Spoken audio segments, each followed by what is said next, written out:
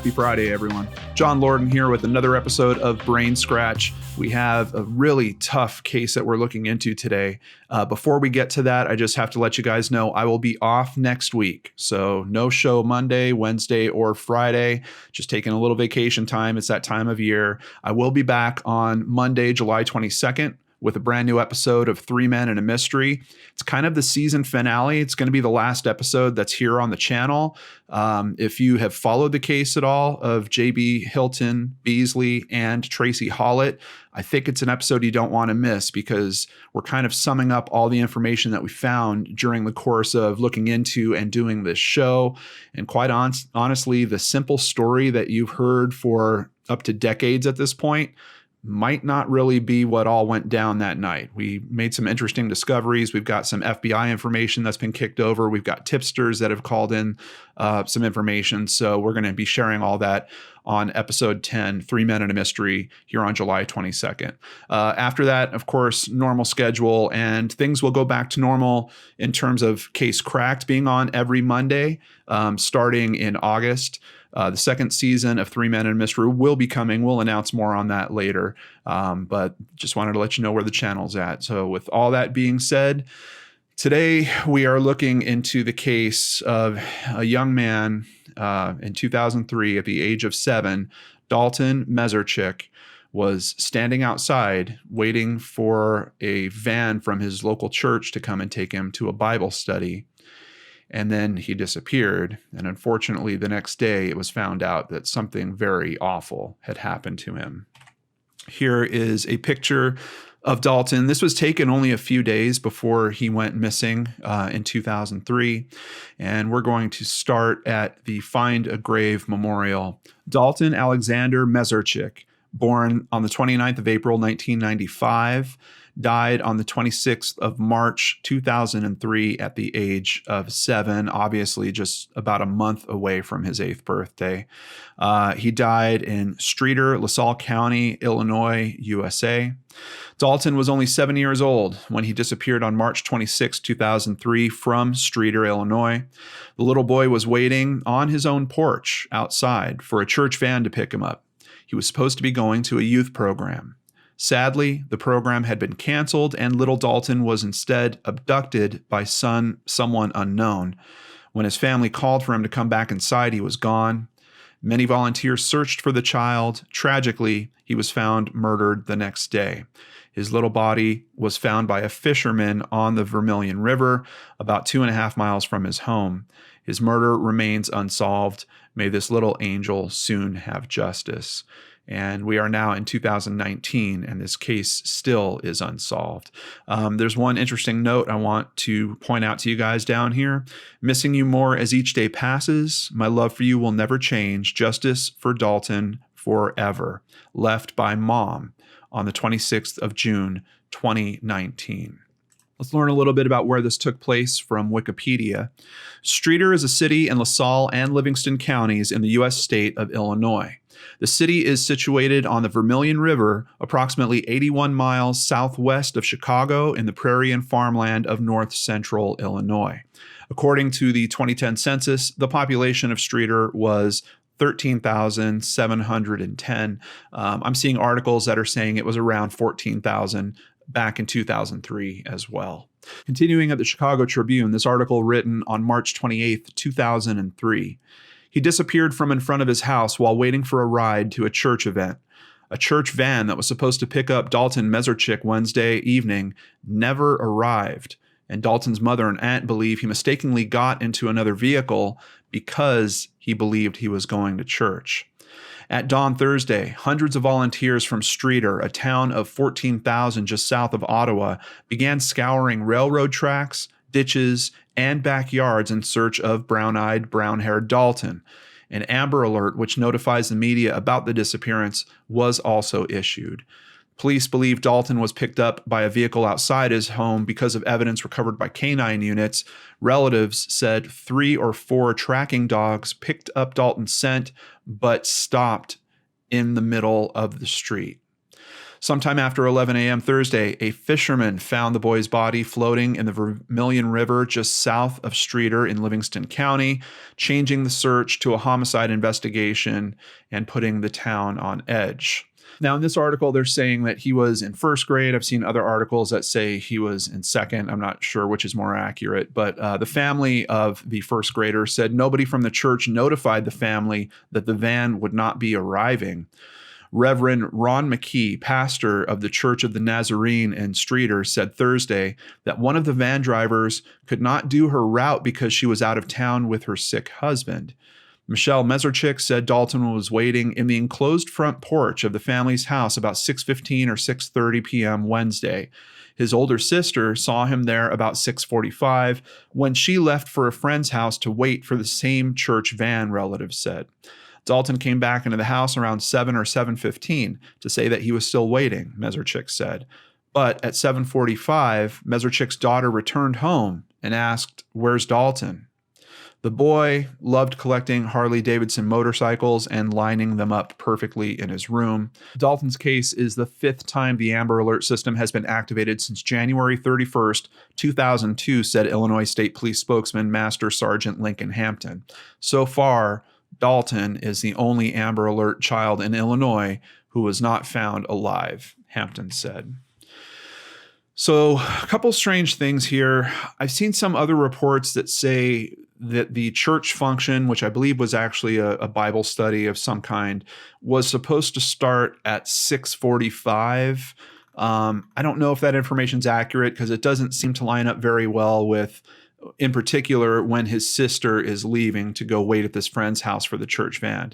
If the sister is leaving at 6:45, it really doesn't make a whole lot of sense. Now, admittedly, the church isn't incredibly far from where they're living. I think it's just a matter of a few miles. But still, if you have to be there at 6:45, you're probably expecting the van to be there around 6:30. All the other time frame seems to make sense. You know, Dalton's waiting out at the porch around 6:15 or so, probably thinking he's going to be picked up around 6:30. So, and it is also just a little strange to me. I'm just wondering about the logistics of why his sister is going to a friend's house to essentially wait for the same ride. I don't know if maybe she just thought she'd have a couple minutes to hang out with her friend before the van showed up or something along those lines. But then why wouldn't she have taken Dalton? I don't know. I remember there were certain times when I was younger, I didn't want to take my younger siblings with me, just to walk down to the market or something like that. So I get that there could be other things at play here, but I'm just kind of trying to point out to you guys where some criticism has come in around this story a little bit. We're going to see that criticism is addressed in a pretty big way later on. So hang on for that. But let's go ahead and continue to the next piece of information we have, which is a photo. This was actually posted by the police. And this is the location where he was found. Now, I've seen some descriptions that are saying he was found in the water, but I also looked at some newspapers from back at that time that are local to this area, and they're saying that he was found at a tree near the water, but it had appeared that his body had washed up to that point. So I assume that they're seeing that, his clothes are all wet or something along those lines. So close to the water's edge, essentially, is where he's found by a fisherman. Continuing to another article at Chicago Tribune, this one from March 30th, 2003. A team of investigators said Saturday that they have discovered evidence from the Vermilion River that they hope will lead to an arrest in the abduction and murder of Dalton Mesarchik, 7.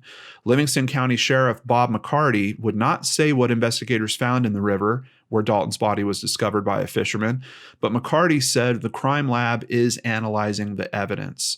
His parents said Saturday they were told the boy was found with injuries to his head. As police called off the river search Saturday afternoon, Dalton's family planned his funeral. People are angry because this person hasn't been caught, said Michelle Robinson, a mother of 5 who lives 4 blocks from the Mesarchiks. Nobody is letting their kids out to play. Nobody is going to feel safe until this person is caught. Police have increased the number of investigators on the case from 30 to 50 in an effort to quickly address the flood of tips they received. So far, we've had 130 leads called in, and we're going out and meeting with every tipster, McCarty said at a news conference Saturday. Dalton's father, George Scott, worried about his son's last moments. He could put up a fight, but he was afraid of the dark, he said. The most painful thing was that I wasn't there to protect him. Dalton was one of 6 children. We're always fighting for the remote control, his sister Danielle said. When he wasn't hanging out with his siblings, Dalton played with hobby motorcycles or with his collection of toy pigs. He liked to call them hogs, his father said. As she caressed one of Dalton's black boots with a Harley-Davidson logo, his mother recalled her son's passion for motorcycles. He had felt the wind, she said, of Dalton's ride on a Harley last summer. Mayor Ray Schmidt, who joined in the search for the boy, said town residents are still shell-shocked. This is not supposed to happen in small-town USA, Schmidt said. Makes you feel like keeping your child in front of you until this person is caught.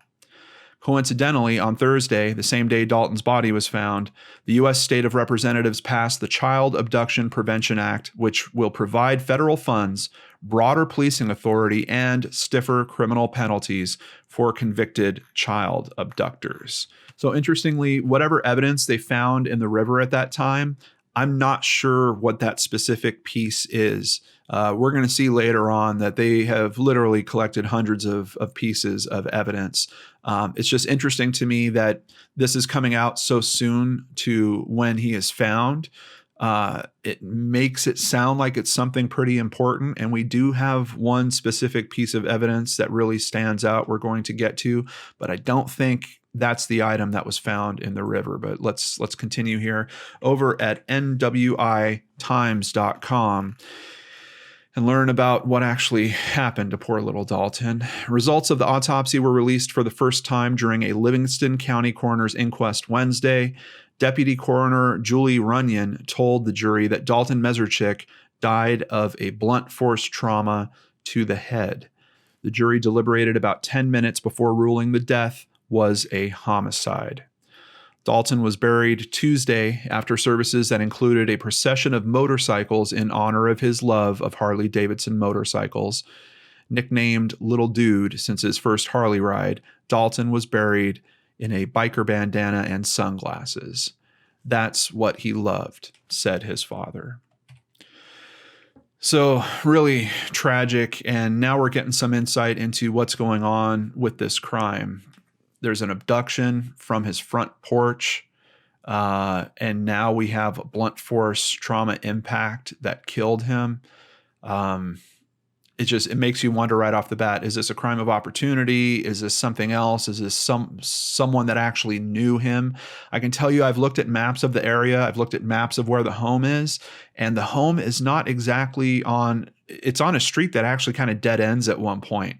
So it's not like there could be a lot of just random traffic that would be driving by his house and then someone, like in a crime of opportunity situation. I would think that if the house was on a main thoroughfare or something like that, that the possibility would be higher. Looking at the map for this particular area, I'm not getting that feeling. As a matter of fact, here, I'll bring it up so you guys can take a look at it with me here. In the 400 block of West Morrill Street is where the family was living. And you can see that if you continue on that street, it runs into a street called Short Street, and then it just ends. It doesn't really, at least going west, it doesn't really continue anywhere. There are other streets that hook into it. I mean, I could see that maybe it could have been part of someone's regular commute or their regular path to a local service of some kind. So I can't rule out the possibility that this could be a crime of opportunity.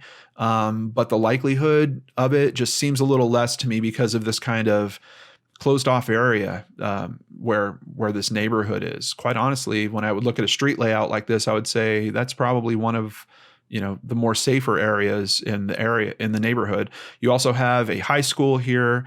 You've got the soccer and softball field for the high school over here. It's really terrible. Now we do have where he is found is also, here's the church that I was mentioning before. So like I said, that was just a couple miles away. And then I'm seeing information that says he's actually found at a place called the Vermilion Boat Club. And that is down here. Now, what's interesting about that is in most descriptions, I'm hearing that he was found in the Vermilion River just a few miles down. But at least in terms of driving directions from his home address to where he's found, it's more like 4 miles. So I don't know if this is not accurate about him being found at the boat club, if he was found further up the river, a little north, or if that measurement is incorrect, because I've also seen it described as he was found 2 miles south on the river outside of town. So it could be that, they're looking at some line and saying, well, that's the edge of town there. It's not really showing up here in an easy way for me to identify it. But continuing at the Illinois State Police website from March 28th, 2004, so we are now jumping a year from the actual occurrence. The Illinois State Police announced today the formation of the Dalton Mesarchik Task Force. Dalton's body was located in the Vermilion River. An intense multi-jurisdictional investigation ensued. Agents from the Streator Police Department, Livingston County Sheriff's Department, and Illinois State Police interviewed dozens of people and followed up on hundreds of leads in an attempt to identify the person responsible for Dalton's murder. Physical evidence from Dalton's body and the body recovery site was sent to the ISB Crime Lab for processing. The Dalton Mesarchik Task Force will utilize 30 to 40 investigators from the ISP, Streator Police Department, Livingston and LaSalle County Sheriff's Departments, Livingston and LaSalle County State's Attorney's Offices, ISP crime scene investigators, and special enforcement teams to generate additional information regarding the violent crime and to continue last year's investigative effort. Task Force Commander Craig Kohler said, significant strides have been made in the case. Information developed during this investigation is reevaluated and compared with new information on a daily basis, and analysis of the physical evidence is continuing. I'm really moved to see that so many different organizations are pulling together here to try to solve this case. It's breaking my heart a little bit that we keep hearing about these significant strides and advancements that they're making, and that we're sitting here this many years later and this case is still unsolved. While the investigation has received a great deal of support from the public and hundreds of leads have been received, the task force is requesting the public's continued assistance.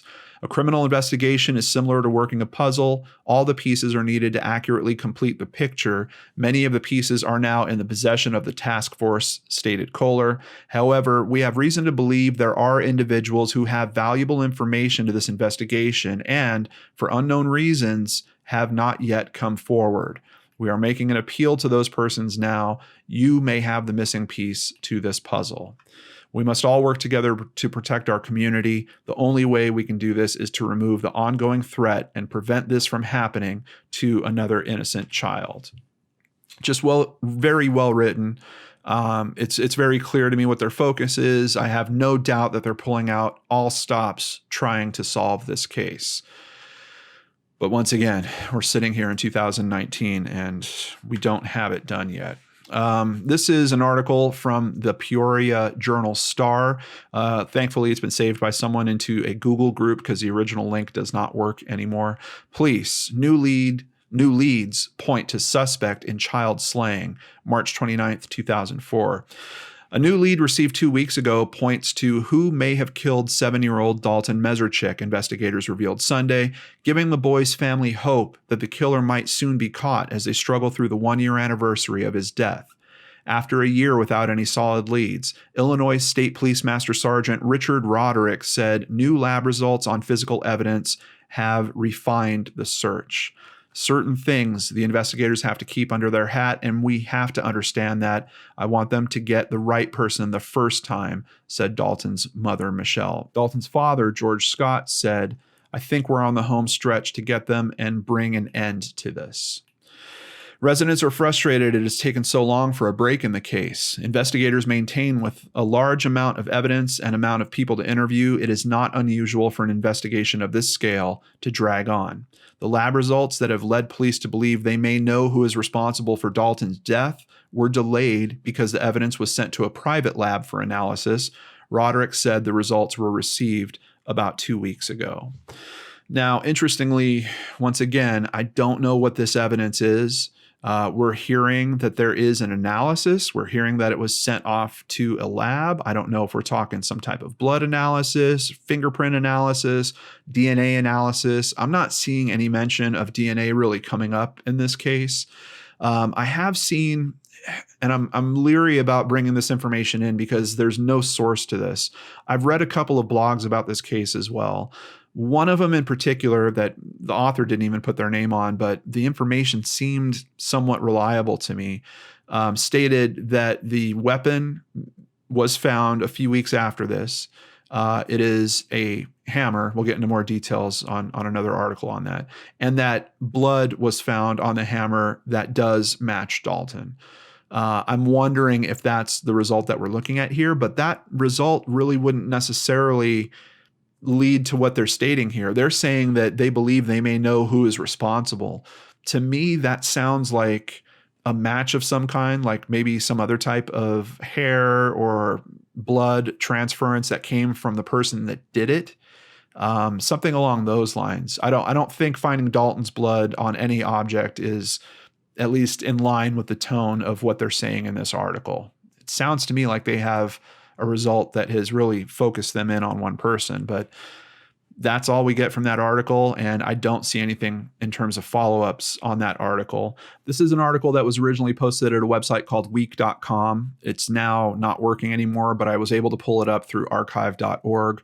Tip doesn't pan out, May 6th, 2005. Now, just to be clear, I don't believe this is the same tip as we were hearing about in the last information. The last information we were hearing about was, a piece of evidence, a piece that has been tested. This is literally about a tip. Officials say a promising tip isn't panning out. An Illinois state police official said another agency had suggested investigators last week talk to a person of interest in the murder of Dalton Mesarchik. The person was in custody in another case. Authorities now say that person isn't a suspect and nothing connects them to the Streator case. So I've seen this in cases before. Sometimes they will have, like in a neighboring county or even a neighboring state, they'll have a criminal act that looks similar to an unsolved case. And sometimes those police will contact them and say, hey, we've got this guy on this one charge over here. That charge is similar to the type of crime that you're looking at. This might be your guy. Then the local authorities will typically go and interview that person and see if it really holds up. I believe that's what we're looking at with what this article is mentioning. And it looks like it doesn't pan out. Essentially, when they go and question this person, they run some details by him. If they can prove the person wasn't in the area or the details just don't line up with that person, that's where that lead hits a dead end. And I believe that's what happened in that article. Continuing at PJ Star, April 3rd, 2009. We're now ticking the years away, 6 years after the fact. State police are investigating the circulation of letters from someone claiming to have information about the kidnapping and murder of Dalton Mesarchik. Since the anniversary date of his death last week, several letters have circulated in the Streator area, according to Tad Williams, interim lieutenant for Zone 5 of the Illinois State Police. Copies of the letter have been randomly mailed by the author to numerous individuals, businesses, and governmental entities within the Streator area, Williams said. Law enforcement anticipates additional letters will be received within the next few days by unsuspecting recipients. We are encouraging anyone who receives such a letter to minimize its handling and notify their local law enforcement agency, Williams stated. The letter will then be properly secured and forwarded to the Illinois State Police. Now, what's interesting about that, just in that comment, I think it's pretty safe to assume they're trying to get a copy of this letter to possibly trace it back to its source. That's why they're asking people, don't handle it too much, get it to the police. They will properly secure it. And if they're saying it's copies of the same letter, it's not like they need all the different copies of that same letter. Now, what we're not getting here is any idea about what this theory is that this person's putting out. Is this literally, kind of what we would consider nowadays a troll in this? Is this someone that is just piping up about their beliefs and, trying to get attention for that by mailing it to multiple people, maybe government officials and things like that? I'm not sure, but I don't think that's the last we'll hear of that person. Let's continue here to pantograph.com. Police recovered a 3-pound short-handled sledgehammer they believe was used in the murder. The hammer, a Bench Pro brand, was sold only at Kmart. So if this crime wasn't terrible enough to know the item that was used, this is horrible. A 3-pound sledgehammer. That is a considerable weapon if it's being used in that way. Once again, I don't know how much to lean on this information. In some blogs that I was reading, it talked about that they researched Kmart's. They tried to trace purchases of that hammer recently. I believe it sold for less than $10. I don't know if any of those leads panned out. I'm finding information that they actually found this back with a few weeks after it actually happened. And once again, information coming from blogs, so keep this in the questionable area. I'm hearing that it was recovered from a trash can at a local association. I don't want to really go into it more than that because I don't know if that information is accurate. The trash can thing, I'm pretty sure is accurate. I'm seeing several articles refer to that. But investigators found it within a few weeks of this occurrence in a trash can in the local area.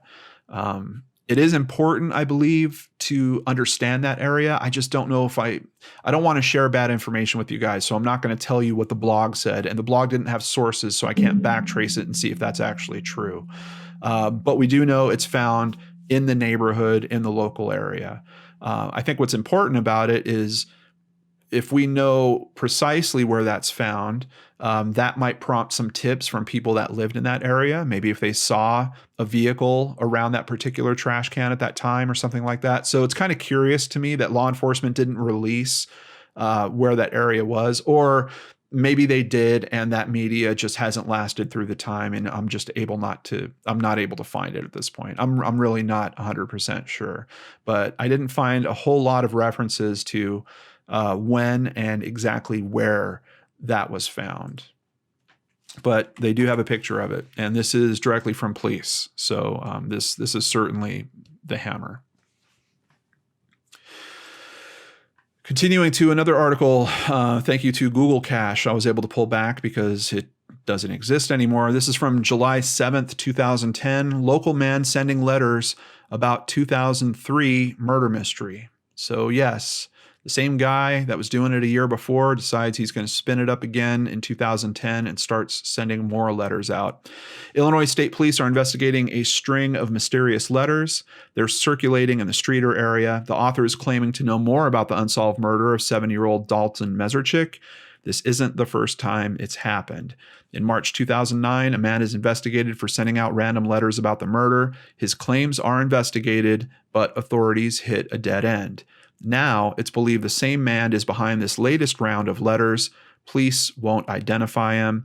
They say he is a Central Illinois resident with ties to Streator. So, if nothing else, it's clear that they tracked him down and they know who this guy is off the letters that he sent the previous year. And that they even considered what he was saying and tried to look into it, but it just once again didn't pan out. Why is he starting to spin all this up again a year later? Is it the same theory that he's pushing back out, or does he have supposedly new information at this point? We don't know. Once again, if you receive a letter about the crime, you're asked to call police. Authorities say they will interview and investigate the male author again. I'm sure that was an interesting conversation. I don't see any other follow-up on that after this point, so I once again have to doubt that there was anything serious in there. Moving on to PJ Star, March 25th, 2013. 10 years ago, Tuesday night, 7-year-old Dalton Mesarchik stood safely inside his home near his family. His mom told him to stay inside their warm enclosed porch until his ride arrived.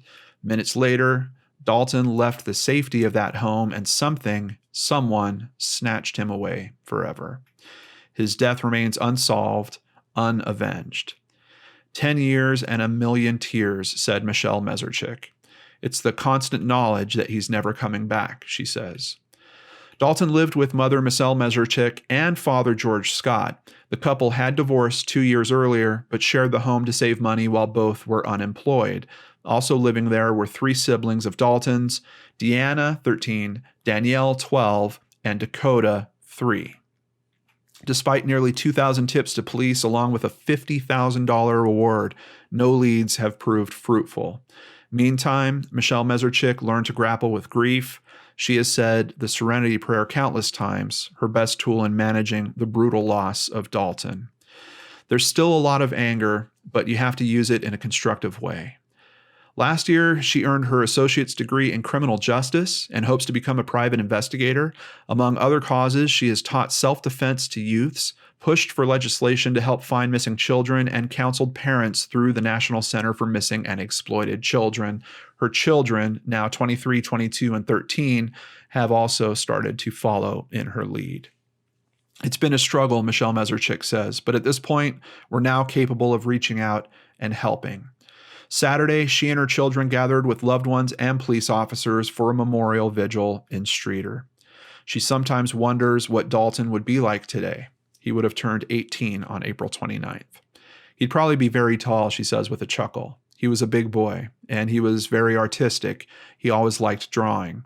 I don't want people to forget him. There has to be a lesson in it. Maybe we can save someone else's child by telling Dalton's story.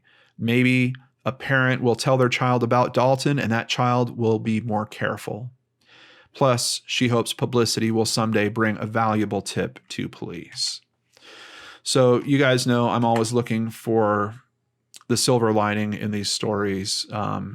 And this is probably it for this one. Just seeing that his mother was able to push through her grief, to work with the energy of that, and to try to turn it into something positive for other people is truly amazing. I can tell you his mother also works very hard in terms of all the media that I've seen about this case. She's the one that is being primarily interviewed. His dad is showing up in a few places as well, but it really seems like his mother is the one running the gauntlet with the media, trying to raise exposure to this case time and time again. So I just wanted to put out there, Michelle, thank you so much for everything you're doing to try to help other families that have either faced this or to try to prevent other families from facing this. And I do truly hope that raising exposure to this case will bring some more tips in, and we're just looking for that one tip. Someone knows something about this case that they haven't called in yet, and police need your help. As always, I've got all the contact information in the description box below if you are the one that has the information that could solve this case and help this family find some form of peace in all this. Continuing over at WQAD.com, community marks 10th anniversary of Illinois boy's disappearance and murder. Authorities across the state of Illinois are renewing their commitment to solving the disappearance and death of then 7-year-old Dalton Mesarchik. The case remains unsolved. A reward of $50,000 is offered for information that helps solve the case. I believe that reward's still active, by the way. Anyone with information about Dalton's murder, the hammer, or the location where Dalton's body was found is asked to contact the Illinois State Police. That is kind of throwing me a little bit because I know in other articles we've read, they've talked about processing items that they found at the scene of where his body was found. Also, the family eventually winds up on the Steve Wilkos show, and one of the few remnants of that on YouTube is literally just a little 30-second segment of Steve asking people to call, but he's basically reciting this same thing, asking if you have information about where Dalton's body was found. I haven't heard that in a case before. I don't know why they would need information about where his body was found. They know where his body was found. We know they've processed it. So why are they asking? Or do you think that it's possibly that they're just asking for information related to, like, if you live around that area, did you see something or did you see a vehicle or something along those lines? The way this is phrased, it has me wondering if they're trusting the person that found Dalton or if they're trying to test the information around the finding of Dalton. I don't get why they're specifically, information about Dalton's murder. Absolutely. That's plain and clear. And of course, I hear that time and time again in cases like this. Information about the hammer. Sure. Absolutely. It's the murder weapon. Anyone that's able to track that or to trace it, that could be extremely useful. I've never heard this before about if you have information about where the body was found to contact the Illinois State Police. It's just phrased oddly, and it makes me wonder. And keep in mind, in the media, we just keep hearing that it's a fisherman that found Dalton. Keep that in mind, though. Back to another article at the Polygraph. Mother of slain boy confident case will be solved. This is from March 27th, 2014. The mother of a 7-year-old Streator boy murdered 11 years ago said Wednesday she knows who did it and applauds investigators for their continuing efforts to build a case. Michelle Mesarchik would not give any details about who she regards as the killer of her son. Acting State Police Commander Greg Lindenmulder, on the 11th anniversary of the homicide, said, absolutely, the case would be solved, but had no comment on the mother's suspicions. A short sledgehammer was recovered in a trash bin shortly after the murder and was identified as the murder weapon. The investigation has never gone to the cold case file, and authorities have followed up on 1,900 leads, both locally and out of state, with 500 pieces of evidence recovered so far, said police. Michelle Mesarchik moved from the area after she said she was stalked and confronted by a woman for several years after the murder. There are too many sickos out there, she said. It's a scary world. So even I have to admit, when you hear of a case of a child that goes missing from their home, there has to be some consideration for, is there someone in the family that could be responsible for this? But it sounds like the family was dealing with some people that were taking it as more than just a possible theory and trying to confront the family in some way or to push them into admitting this type of thing. So the family had to move away. And then we hear why they actually wound up going on the Steve Wilkos show, which is interesting because none of the media I reviewed really pushes into this area too much either, but it seems like other people were suspicious of someone else in the family. Mother tries to dispel rumors in 2003 homicide. The mother of a 7-year-old Streator boy slain more than 12 years ago has gone on a cable talk show to dispel rumors that a family member was involved. Michelle Mesarchik wanted to clear my daughter Deanna's name because rumors had gotten around about her involvement. You don't know where they start, and so you don't know who to go to try and stop them. Deanna Mesarchik, now 25. So if she's 25 now and they're saying this happened 12 years ago, she would have been 13 at the time, took a lie detector test on Monday's Steve Wilkos show. Michelle Mesarchik and her former husband were also cleared by polygraph tests years ago. Shortly after the homicide, the family moved an hour away from Streator, but the internet followed Deanna Mesarchik to her new high school, and after she left school, and she just needed to shut people up, said her mother, in explaining why they eventually accepted the trip to the East Coast to do the program. Now people can shut up, said Michelle Mesarchik. And yes, Deanna apparently did pass the lie detector test on the Steve Wilkos show. I know many of you don't trust lie detector tests out there, but I think it was the best shot the family felt like they had at putting out information to dispel that rumor. And quite honestly, just thinking of the logistics of what's going on here, we know what the murder weapon is, a 3-pound sledgehammer for a 13-year-old girl to be handling. Not that it's impossible, but that's a pretty heavy item. And then you've got a body that you're disposing of in some way. And we've also got a crime scene. Where's the crime scene? You don't have a 13-year-old that's able to, well, typically you don't have a 13-year-old that's driving around in their own car. So where did this happen? If it did happen at the home, why wouldn't that have been detected? I mean, people are all over the place. They're searching like crazy starting the next day. I don't see it as a very viable theory from the get-go. And I think it kind of sucks that things went that far where they felt like they had to go on the Steve Wilkos show to try to clear that stuff up. But once again, like I'm saying, interestingly, at least with the threads that I'm seeing that are currently still around, I'm not seeing anyone that's really buying into that theory. So I don't know if that was just a local thing that people in the immediate area were spinning that around. I don't know if it's related to the letters. Maybe this guy that's sending the letters around, maybe that's his theory, that the sister was responsible for this in some way.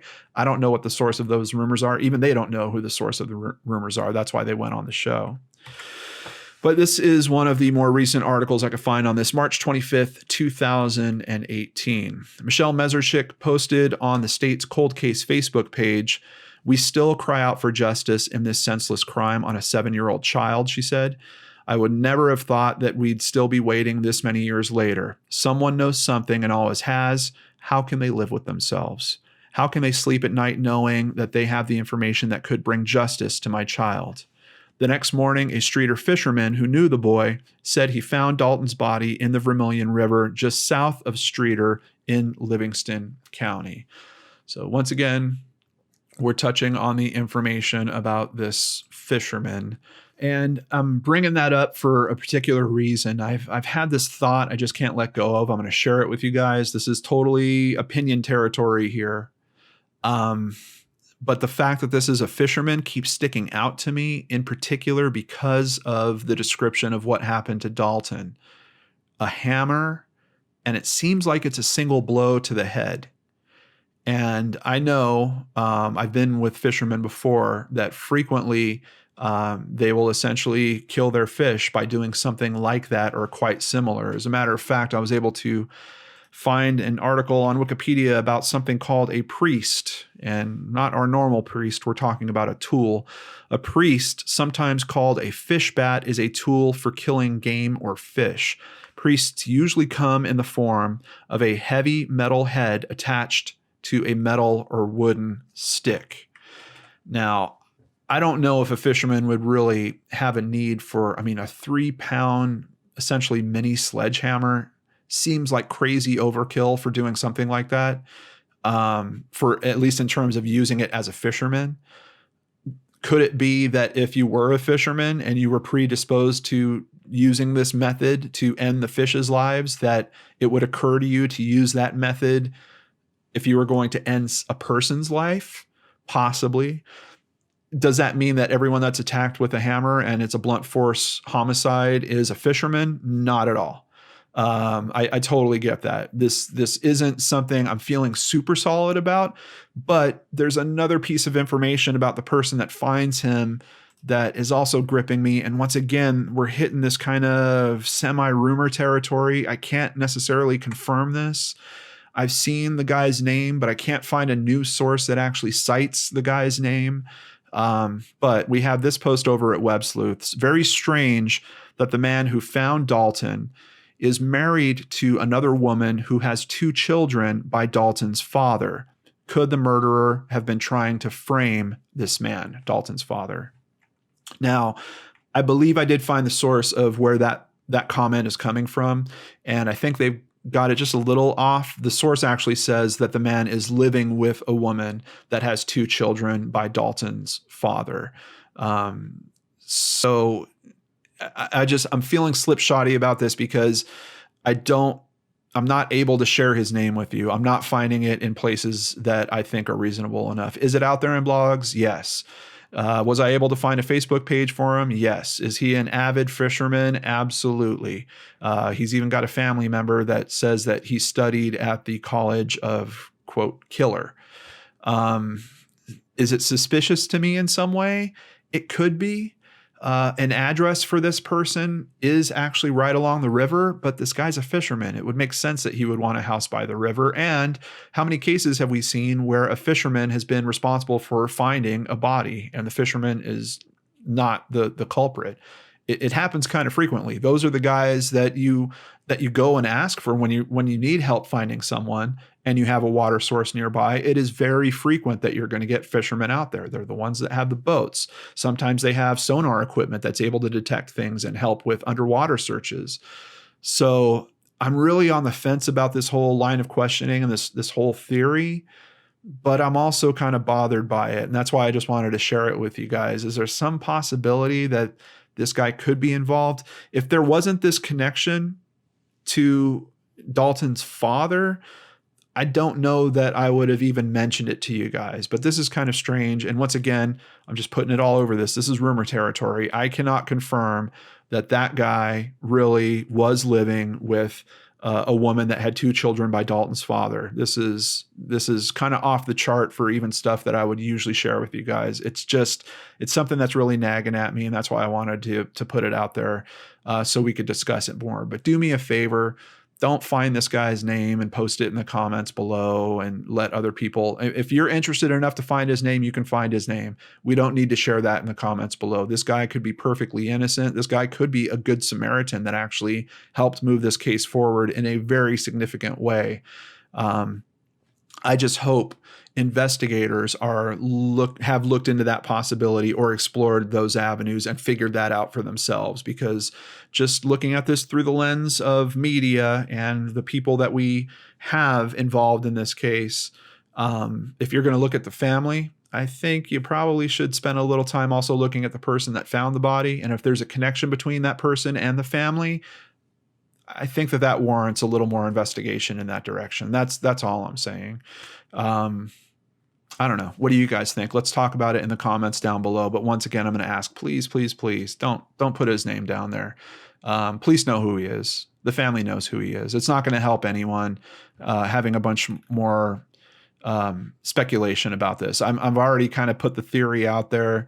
If you have things that support or refute that theory, certainly let's talk about that. But I don't know. I'm struggling if I should even share this with you guys, but I trust you guys. You're brain scratchers, right?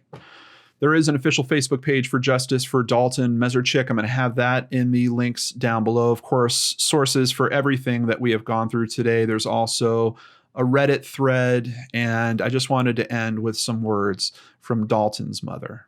I know Dalton wasn't the first or last child this will ever happen to.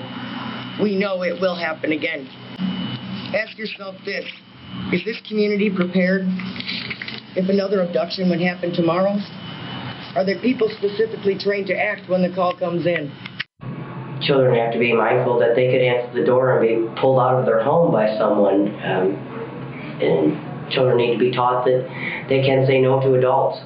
I taught my children well, and when you really start looking at the dangers that are out there, it's horrifying because children are not safe, and a lot more needs to be done. Once again, a big thank you to Michelle for sharing all this information with other families, trying to help all of us be safer. And I hope that you might consider, if you have children, letting them know the lessons that we're learning from Dalton's story.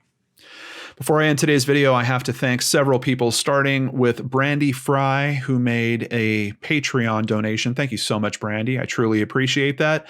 We have new patrons: Barb Riffy. I think you're back, Barb. I remember you. Chloe, Ivan Kopic, Sisette, Kimberly Snyder, Lori Staggs, and Rakia Stem. Thank you all for joining on Patreon. On top of that, we had increased pledges from Billy McDonald and Ember DeFazio. If you want to help support the channel, you can do all that at www.lordenarts.com. You can set up a PayPal donation. You can join Patreon and do it really easy from there. Or you can buy merch, buy the audiobook. All of it helps keep me here doing what I love doing, trying to help these families that are facing these very, very tough situations. Take care, everyone. Enjoy next week. I'll see you back here on Monday, July 22nd on the Lord and Arts channel.